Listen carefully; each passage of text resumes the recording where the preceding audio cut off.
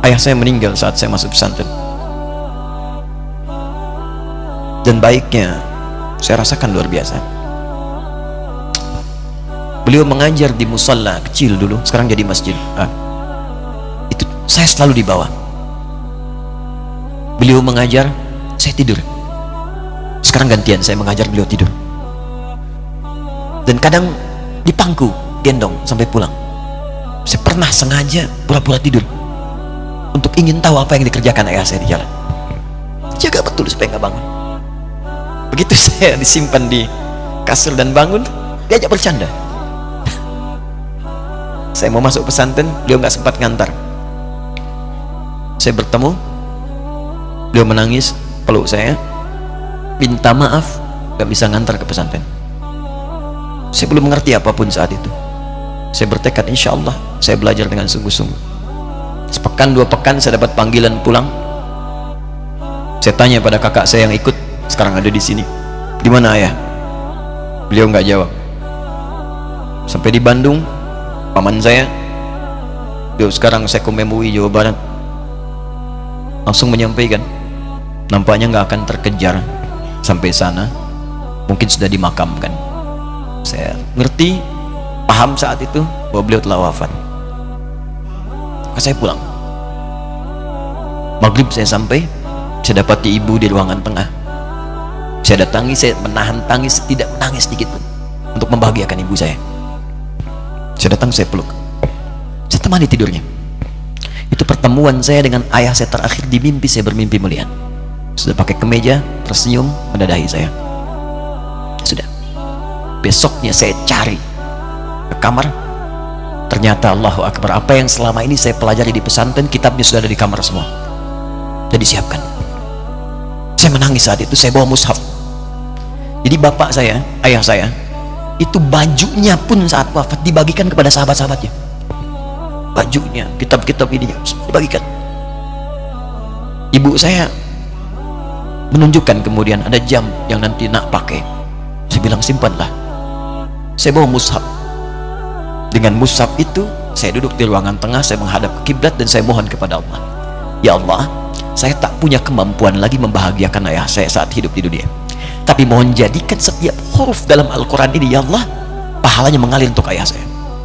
Begitu saya bacakan saat itu, tak bisa saya berhenti, dan tiba-tiba langsung masuk ayatnya, artinya, posisinya, nomornya, gak pernah berhenti, masuk. Saya bertekad ingin berbuat baik. Puncaknya saya sekolah. Ibu, ya Allah, saya ingin berbakti pada ibunda saya. Anda tahu apa yang terjadi? Demi Allah saya katakan, ketika Anda bersabar, ibu saya, Bu, Pak, itu krisis 97, Pak. Waktu krisis saya masuk pesantren, saya diberikan sempurna bekal seperti anak-anak lain. Rupanya ibu saya sudah tanya kepada santi-santi, orang tuanya, berapa bekal Anda kasihkan? Dikasih yang paling tinggi itu dikasihkan pada kami tiap bulan. Saya terima. Satu kali libur saya pulang dari jauh, ibu saya tersenyum melihat, sedang jemur pakaian melihat saya. Begitu saya tiba, kaget saya. Ini kok pakaian ibu saya, pakaiannya nggak cocok dipakai gitu. Ini bukan pakaian ibu saya, kayak kain pel lah kalau sekarang. Saya masuk ke rumah, saya kejar, saya buka pakaiannya, lemarinya, saya nggak temukan sedikit pun. Saya kejar kakak saya, dia sudah siapkan makan. Kak perempuan kami yang kedua, mana pakaian ibu saya? Perhatikan jawabannya. Dia menangis saat itu. Dia bilang, mama itu telah menjual semua perhiasan dan pakaiannya untuk pendidikan kamu. Jual. Untuk kita, katanya. Jual.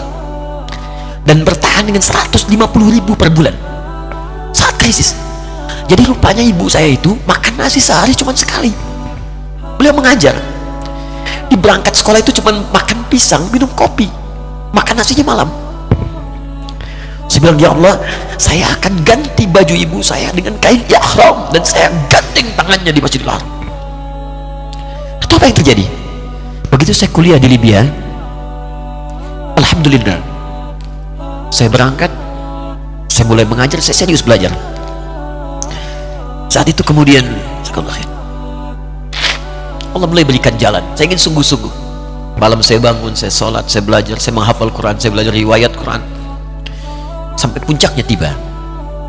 Saya ditugaskan pemerintah Indonesia saat itu untuk jadi petugas haji di Mekah. Saya telepon ibu saya bilang, Ma, saya insya Allah akan haji 2010. Saya telepon Februari saat itu. Saya dengar suara, terbayang wajahnya indah, senyuman, bahagia. Alhamdulillah, nak. Kapan berangkat? Tahun ini insya Allah. Saya bilang, dan saya tidak akan pernah berangkat kecuali mama pun akan berangkat. Terdengar nada pesimis tapi senyum. Dari mana katanya? Allah akan kasih, saya bilang. Saya sedang bekerja, berusaha karena Allah. Mustahil Allah akan sia-siakan gitu. Berapa butuhnya? Porsinya 25 juta. Kapan harus ada? Bulan Juni. Ya, jadi dari Februari ke Juni itu. Ya, Juli bukan Juni, Juli. Ya, jadi saya masih ingat bulan 7, 5 bulan itu. Saya ibu, Pak, nabung saya beli tabungan, saya niatkan untuk ibu saya haji. Bulan Juli masih setor 25 juta. Jadi semua tabungan masukin situ. Ada yang ngajar ngasih, masukin situ. Masukin semua. Tepat sepekan sebelum itu kemudian didaftarkan, saya buka tabungan. Allahu Akbar, karunia Allah luar biasa. Tadi butuh berapa? 25 juta. Begitu dibuka, Masya Allah, 1 juta. Karena beasiswa nggak banyak, 1 juta. Tapi 3 hari sebelum daftar, entah dari mana ibu-ibu pengajian di KBRI datang, Ustadz, ibu katanya mau haji juga ya, Ustadz mau haji ya, ibu ikut ya. Sudah nggak usah dipikirin, nanti kami yang pikirkan semuanya. Tiba-tiba dikirim, bayar porsinya di sana, dapat koper paling besar. Bayangkan, tadinya kopernya belum datang, telepon lagi, nak, koper belum datang katanya. Saya bilang, Ma, tenang aja, apa hajinya nggak jelas ini? Tidak jelas, saya bilang, insya Allah. Ya, nah cuman beritanya berbeda. Begitu saya telepon lagi, Ma, gimana bisa? Nah, telah keluar pengumumannya. Kapan, Ma? 2013. Loh, kan saya haji 2010, nggak bisa, harus 2010. Lihat kalimat ibunda saya. Nah, jangan pernah mengambil hak orang lain. Allah kasih 2013, alhamdulillah. Saya bilang, Ma, kita tidak harus mengambil hak orang lain, tapi kita meminta kepada Allah yang memanggil kita. Boleh jadi Allah akan berikan tambahan kuota pada tahun ini. Doa lagi, minta, datang ke masjid. Tiba-tiba ada sidang oki di Istanbul saat itu, keputusan 1.000. Setiap ada 1.000 muslim, 1 kuotanya. Saat itu Indonesia dapat tambahan 22.000, termasuk ibu saya ada di situ. Ya, acara malam Al-Qadar 27 Ramadan, malam masih ingat betul, saya jadi MC dengan rektor pada saat itu. Saya nggak pernah bawa handphone, tiba-tiba handphone itu saya bawa, berbunyi kemudian telepon itu. Saya minta pada rektor izin, saya angkat dulu, diperkenankan. Saya kemudian ke belakang masjid, saya angkat, tiba-tiba saya dengar suara sudah menangis. Nah, katanya, kenapa, Ma? Alhamdulillah, Mama bisa haji. Ternyata kuota itu termasuk ibu saya. 5 bulan, Pak. Wena biasa, nggak bayar tambahan, nggak ada macam-macam, bisa berangkat. Begitu saya berangkat duluan, saya tungguin betul di apartemennya, di maktabnya sampai datang. Begitu sudah datang, saya nggak sapa, saya lihat dari jauh.